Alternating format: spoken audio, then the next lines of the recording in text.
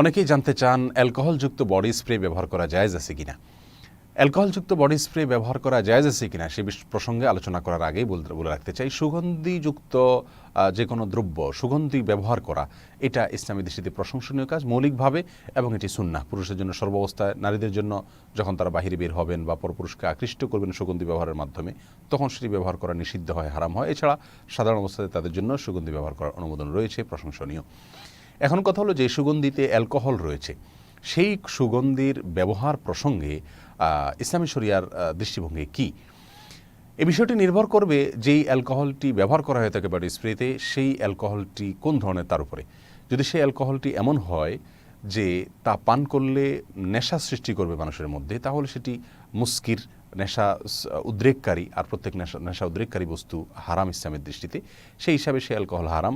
আর সে হারাম অ্যালকোহল সেখানে থাকার কারণে ওলামায়ে কেরামের অনেকেই সেটাকে নাজায়েজ বলেছেন। যেমন বিন বাজ রাহমাহুল্লাহ কোনো ধরনের বডি স্প্রে যেটাতে অ্যালকোহল রয়েছে এবং নেশা সৃষ্টি করে এরকম অ্যালকোহল রয়েছে, এটি তিনি নিশ্চিত হতে পেরেছেন সংশ্লিষ্ট বিশেষজ্ঞদের মাধ্যমে, তখন সেটি তিনি হারাম বলেছেন, সেটির ব্যবহারকে নাজায়েজ বলেছেন।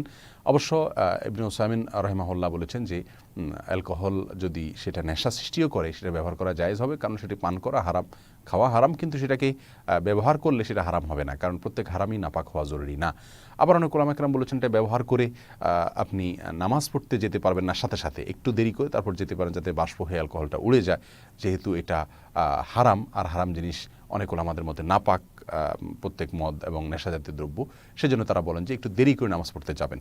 তাহলে আমরা দেখতে পাচ্ছি এখানে যে অ্যালকোহল যদি নেশা সৃষ্টি করে, সেরকম অ্যালকোহল থাকে, সেটাকে অনেক ওলামায়ে কেরাম ব্যবহার করা নাজায়েজ বলেছেন, অনেকে এটাকে ব্যবহার করা জায়েজ বলেছেন, এই অর্থে যে এটা নাপাক নয়, আর যেহেতু এখানে পান করছে না, অতএব হারামের কিছু নাই।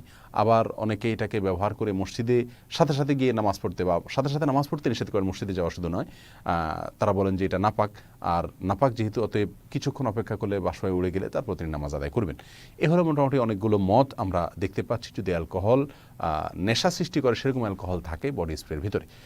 এর বাইরে অনেক স্কলারদের মতে এবং তাদের গবেষণা অনুযায়ী যে অ্যালকোহলটি বডি স্প্রেতে ব্যবহার করা হয়ে থাকে, আসলে এটি পান করলে মানুষ নেশা সৃষ্টি হয় না, বরং এটা এমন ধরনের অ্যালকোহল যেটি আসলে নেশা সৃষ্টি করবার জন্য নয়, এটা এক ধরনের কেমিক্যাল, যেই কেমিক্যাল পান করলে বরং মানুষ মারা যাওয়ার আশঙ্কা আছে, এটা কোনো নেশা হিসাবে ব্যবহার করা আর কোনো সম্ভাবনা নাই। অতএব সেই দৃষ্টিকোণ থেকে বডি স্প্রে ব্যবহার করা জায়েজ আছে। এখন কোন বডি স্প্রেতে কী ধরনের অ্যালকোহল আছে না আছে, সেই গবেষণার বিস্তারিত ইয়েতে আমরা ডিপে না গিয়ে মৌলিকভাবে একটি কথা আমরা বলতে পারি, তা হলো অ্যালকোহলযুক্ত বডি স্প্রে ছাড়া বিকল্প যদি কোনো বডি স্প্রে থাকে যেটাতে অ্যালকোহল নাই, অথবা আতর, সেটা ব্যবহার করা নিরাপদ এবং উত্তম হবে। আর অ্যালকোহলযুক্ত বডি স্প্রে ব্যবহার করলে সেটি আমার দৃষ্টিতে, আমি যতটুকু এই বিষয়ে স্টাডি করেছি, তাতে এটি নাজায়েজ হবে না, গুনাহ হবে না, হারাম হবে না।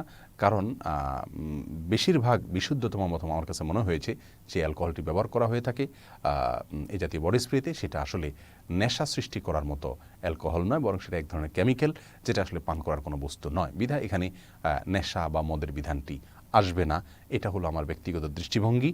অতএব এই ধরনের অ্যালকোহলযুক্ত বডি স্প্রে ব্যবহার করা আমাদের সাথে জায়েজ হলেও যদি অ্যালকোহল মুক্ত বডি স্প্রে থাকে, তাহলে সেক্ষেত্রে সেটিকে ব্যবহার করা নিরাপদ হবে এবং উত্তম হবে। বিশেষ করে আতর এবং এই জাতীয় আরও কোনো ব্র্যান্ড যদি থাকে, সেগুলো আল্লাহ সুবহানাহু ওয়া তাআলা আমাদের সকলকে সব ক্ষেত্রে আল্লাহ সুবহানাহু ওয়া তাআলার বিধানকে ফলো করে এবং মান্য করে চলার তৌফিক দান করুন। জাযাকুমুল্লাহু খায়রা। আসসালামু আলাইকুম ওয়া রাহমাতুল্লাহি ওয়া বারাকাতুহু।